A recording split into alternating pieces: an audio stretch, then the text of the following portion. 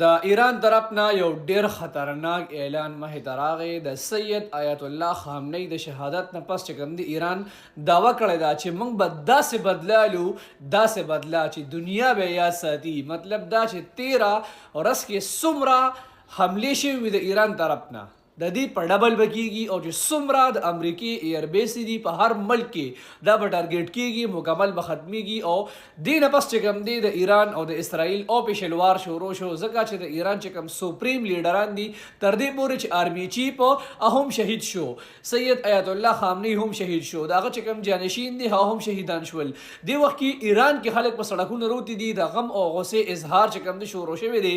خلک د چې کوم سوپریم لیډر دی د هغه د بدلې توقع ساتي او د بدلې ډیمانډ کوي چې د دې بدلاو په هر حالت کې اله. او ایران هم چې کوم دی اوفیشلی انوار کې چې کوم دی خبرې وردن نشو او دا به یو ډیر غټ چې کوم دی خبرې وي جنگ مدینه جوړ شي. امریکا الریډي اسرائیل سره ولاړه ده، اوس نور ملکونو له مسلمان ملکونو خو ایران سره نه ودرېږي، دا کافرانو کې سره څوک ودرېږي چې دا لیک سپورټ وکړي. یعنې مسلمان خاص بنګلې چولې دي.